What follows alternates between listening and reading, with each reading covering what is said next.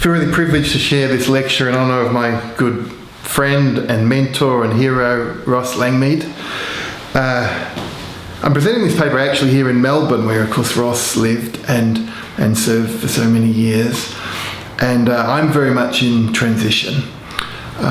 In a few weeks' time, I'll be moving in mid-November to the UK in Birmingham, and I just know this next season of life just wouldn't be possible were it not for Ross's willingness to love and care and support us. He was always a big supporter of our community, Urban Neighbours of Hope, for which over the last 20 years I've served, the last 12 of which have been in a big slum in Bangkok. And but actually the last 7 years working with him on my PhD thesis, where Ross and I got to really know each other.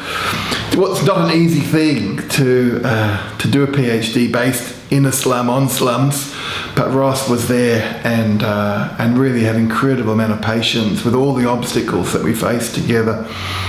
One of the obstacles, for example, was when Ross would ring up to do our Skype supervision sessions.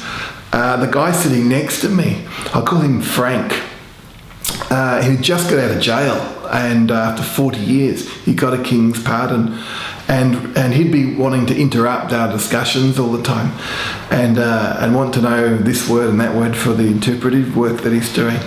Well, Frank, it turns out, had been in jail for good reason. He'd been a serial killer and ate all his victims. And so, it was quite an interesting conversation. And Ross was incredibly patient, both with me and with Frank's interruptions as well. Ross's premature death shocked me, and to be honest, I still have waves of grief about it all. Ross chaired my PhD graduation ceremony. I came back from Bangkok for it in July 2012, and of course Ross died almost a year later. And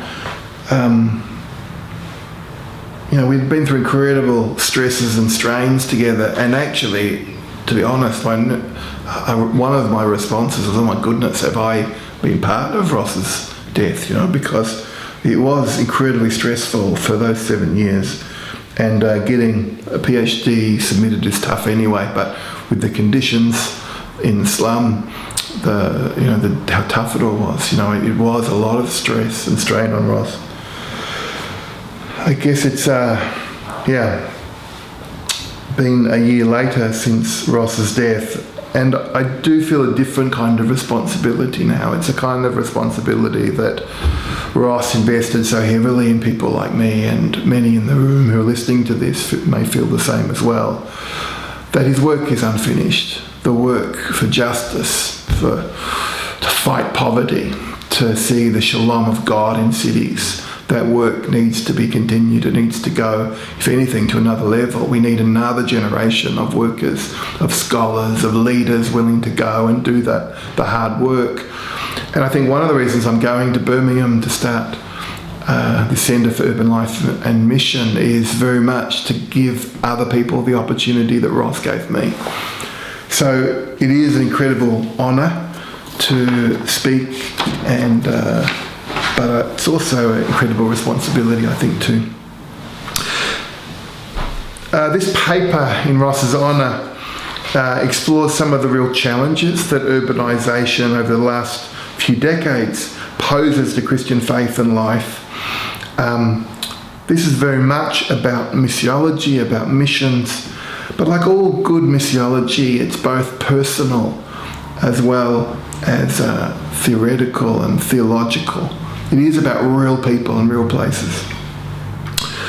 One of the people that I think the whole rise of urbanisation has affected is a friend of mine called Blah. She's a remarkable lady. When I first met her in Klong Toi, she greeted us with, "I'm a Christian, are you?" And the fact she said it in English, and the fact that she was a Christian in a slum of over 100,000 people in a square kilometre where most were Buddhist, was quite amazing to us. We were on sabbatical in Bangkok and for 2 months, and she helped us find a home. When we returned to live in Bangkok and live in Klong Toi, Blah was the person who helped us find our accommodation again and became so much a part of our life and family community. Her family and our family would go on holidays together. When Aidan was born, Blah was literally in the birthing unit. But Blah particularly loves Friday night church, and she's always contributing, always finding ways that God's at work and detecting that. But Blah's life has been incredibly affected by urban poverty. And in many ways, what she has faced is being faced by so many today.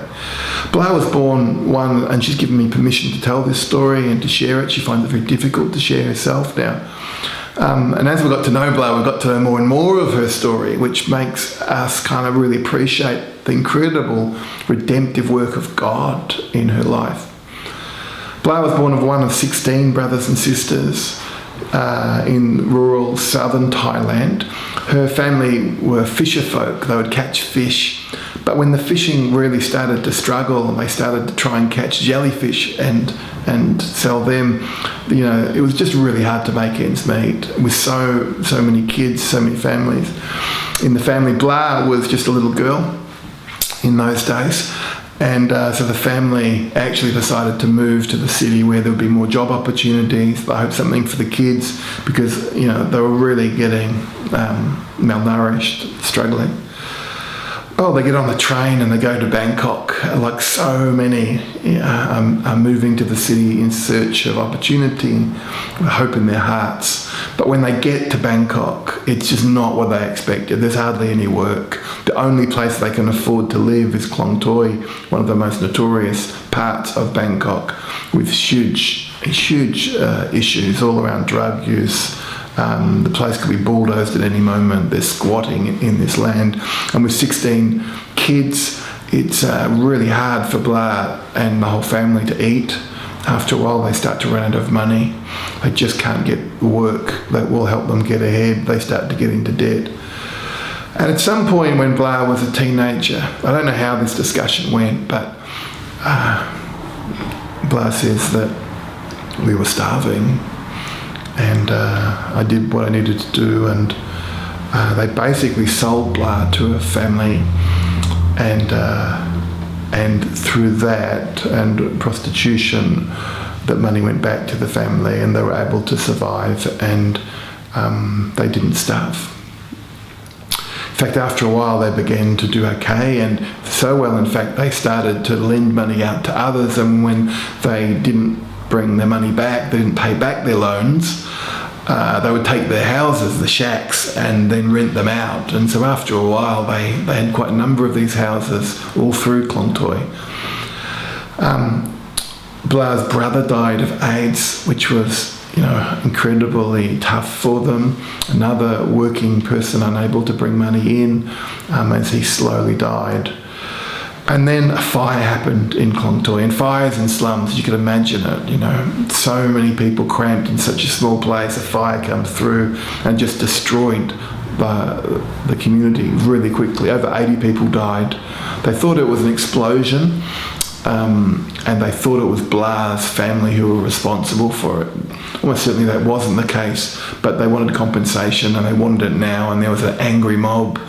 In desperation, the family kind of turned to Blah and they have these discussions, and Blah says, well, look, I can make a lot more money overseas. And they say, yeah, we know someone who can help you do it.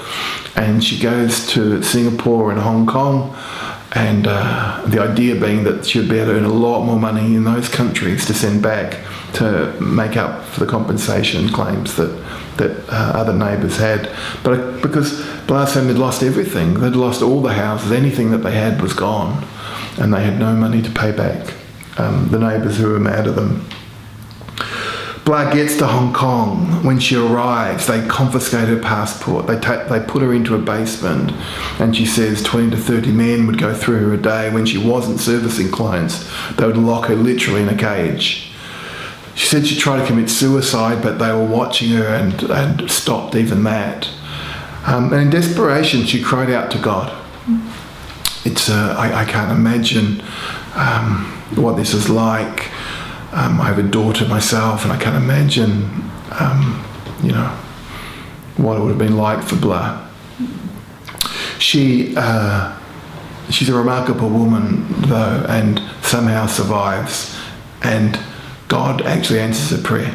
As a Buddhist person, of course, this is unusual, because crying out to God is a sign of weakness, that you're not willing to accept your wengam, your karma, and but she kind of says, I couldn't have been this bad to deserve this. There must be some other way out. Amazingly, God does answer her prayer in the form of one of her customers coming to know Jesus and shares Jesus with Blah and helps her escape, and she gets back to Bangkok. It's not an evangelistic strategy we recommend it at our society here, but that's what God used. And Blah arrives in Bangkok, into Klong Toi again, and a month later we turn up with our bags, and she says, I'm a Christian. Are you a Christian? Blah's, just because you know Jesus doesn't necessarily mean that your life is fine. The economics don't change just because you know Jesus. And her family was still in debt, and she'd made no money from being trafficked into Hong Kong and Singapore. And so she still had to work. She still had to be involved in the prostitution industry, and she still had to go out. And even though we would know she was going somewhere, we didn't really talk about it. But she was coming back really battered and bruised and hurt and sick. And at one point she says, Ange, I've got to do something else. I'm having to do far worse things for far less money. Can you help?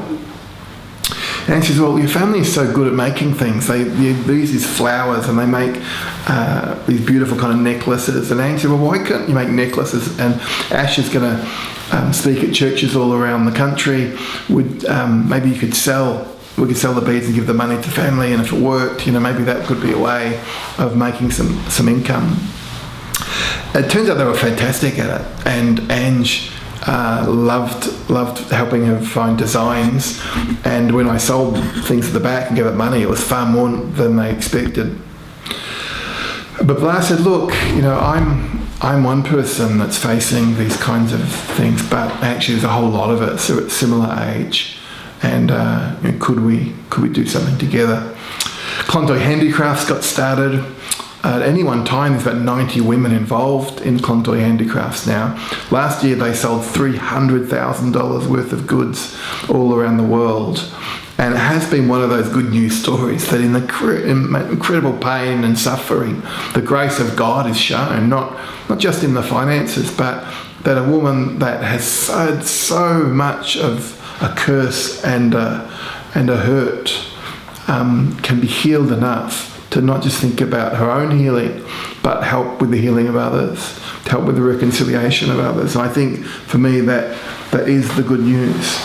Yeah, even in the worst of circumstances, God can use people, and God can bring about real change. But Blah's coming to faith is unusual. Her circumstances are becoming increasingly the new global norm. Complex movements from rural to urban injustices, increased population growth, and free-flowing globalised markets are creating a rapid growth of urban areas that the planet has never seen before.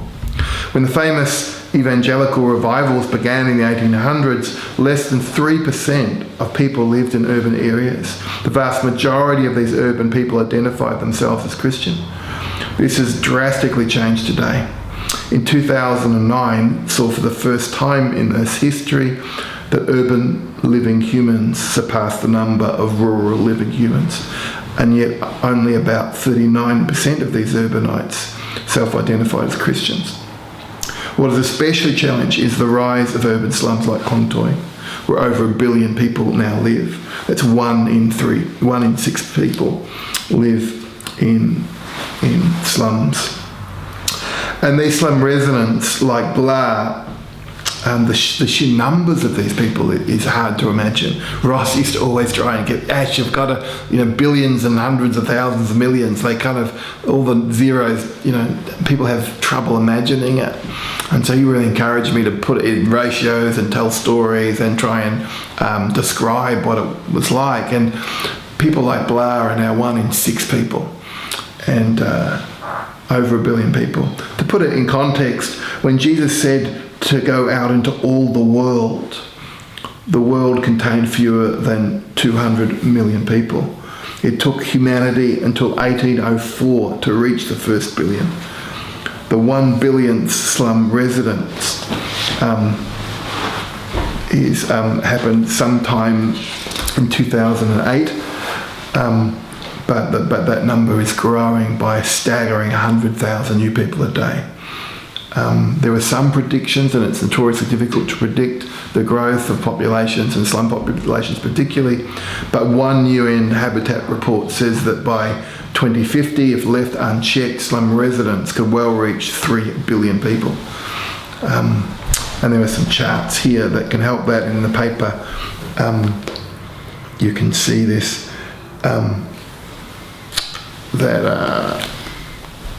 This is the classic hockey stick.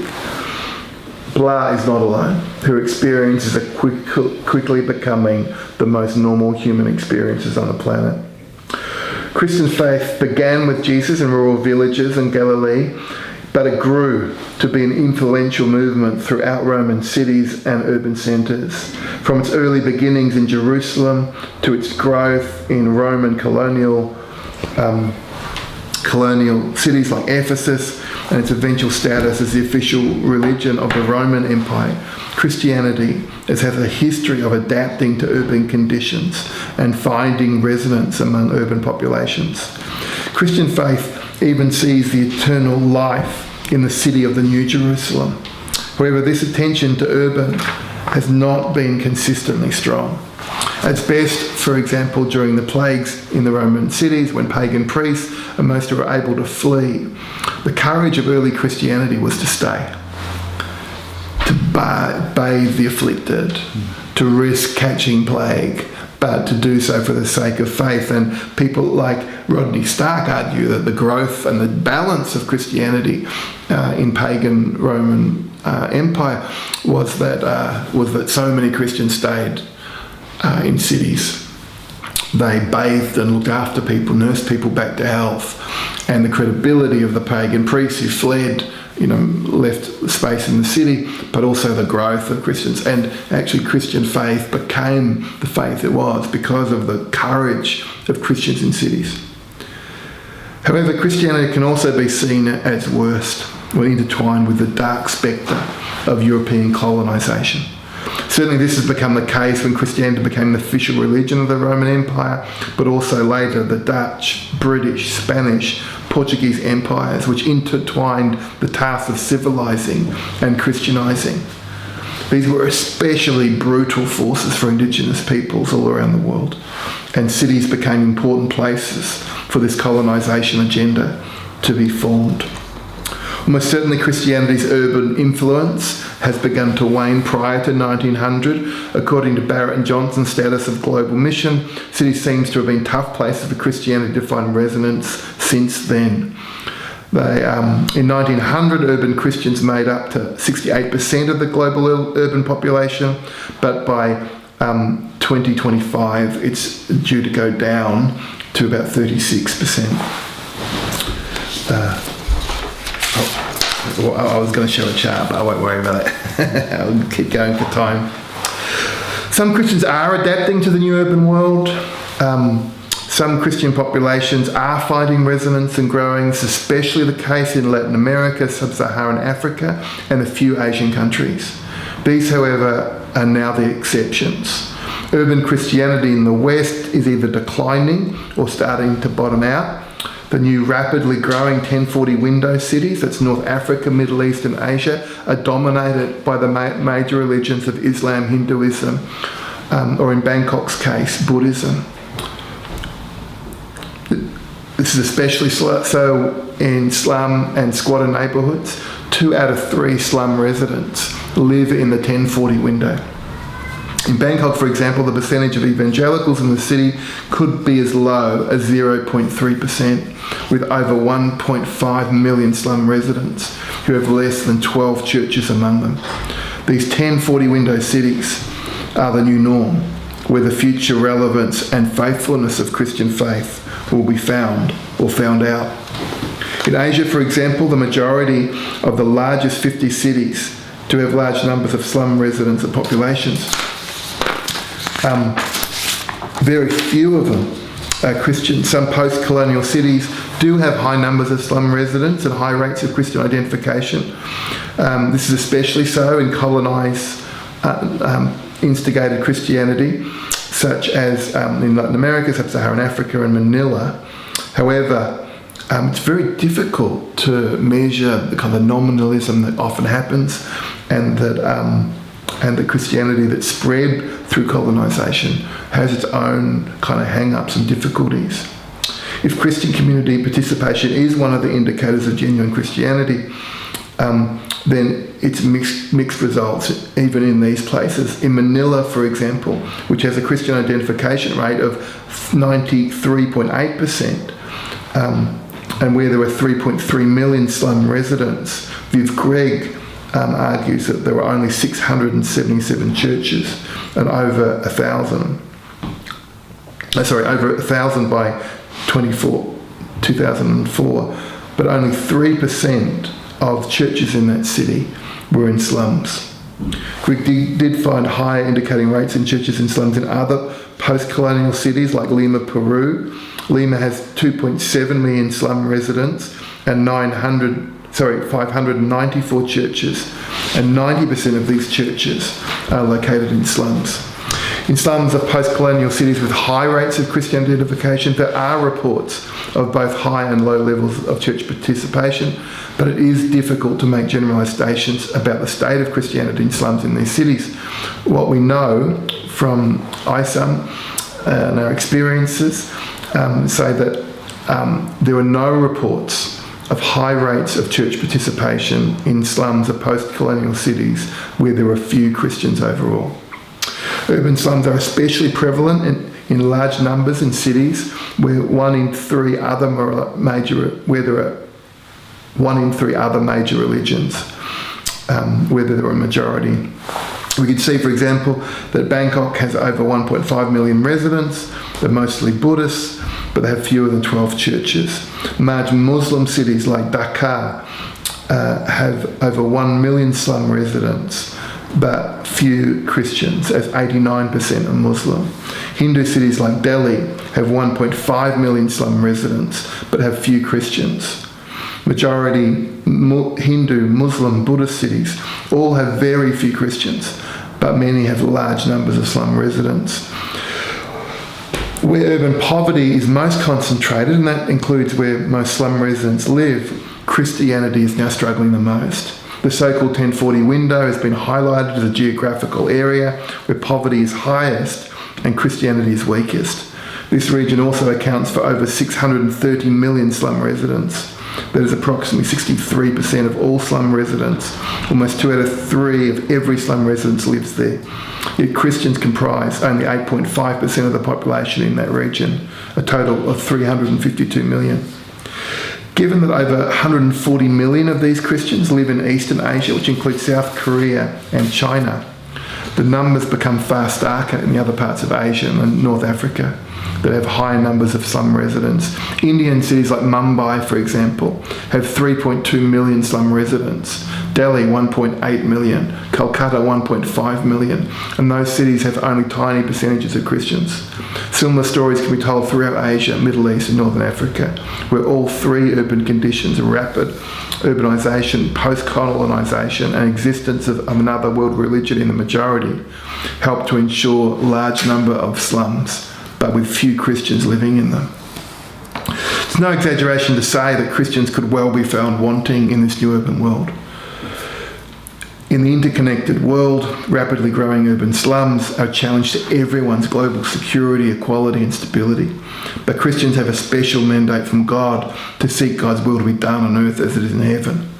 Evangelical faith and mission then is especially challenged in how to respond to this new urbanising earth. It's estimated, for example, that only 1 in 500 international missionaries and less than 10,000 national workers focus on slums. Many of our Christian aid and development agencies are now very effective in rural regions, but most struggle in urban slums, with even our largest NGOs like World Vision spending only 1.3% of their global budget in 2004 on slum projects. We also know personal relationships are a key part of sharing faith. As Todd Johnson and the Centre for Global Christianity reports, among Muslims, Hindus and Buddhists, the 3 largest religions other than Christianity, where the growing cities of the 1040 window dominate, less than 14%, or 1 in 7, had a personal contact with a Christian. Less than 1 in 7 in this region had a personal contact with a Christian. It's not an exaggeration to say that Christian engagement is mostly missing in action in some of the most important growing cities demographically today. Blah's life shows what God can do in urban slums like Klongtoy. Despite the darkest of circumstances, it is not impossible for real transformation through Jesus to occur. Will a new generation of Christian workers rise up to submerge themselves deeply, relationally and strategically to be part of seeing more of this happen? Many urban Christian activists on the front line today resonate with the scripture of Jeremiah 29:7, but seek the shalom of the city where I have sent you into exile, and pray to the Lord on its behalf, for in its shalom you will find your shalom. This promise of shalom, the well-being found in harmony between God, people and place, is remarkable because the city in these verses that God's people are asked to live and pray and seek shalom for is none other than the city of Babylon, a city that has the most villainous qualities in the biblical narrative. Perhaps God is calling more of his people to seek the shalom of the world's cities again, even in the most challenging of places. If for any other reason, we get to see God's work at work in people like Blah, and we have a chance to find our own shalom, find our own ways in this as well. I would encourage you to do all you can to stand with Christians in slums seeking holistic transformation. The so-called New Friars communities are perhaps some of the most accessible and includes groups like Word Made Flesh, Servants to Asia's Urban Poor, Servant Partners Interchange, and of course the group I helped found, Urban Neighbours of Hope. These have teams in both Western and majority world cities. The International Society for Urban Mission, which we helped to found, is also another place which is bringing together both majority world and Western urban activists together. The World Evangelical Commission sponsors the annual ISAM Summit, Micah Network, and Micah is actually helping ISAM become an entity of it. All these things are really important because there's a lot of work to do to bring people together, to research, to mobilise, to form and equip people to better engage poverty in this new urban world. Well, thank you for listening on this video. I just want to show you where we lived. Please pray for Klongtoy and the slums of the world.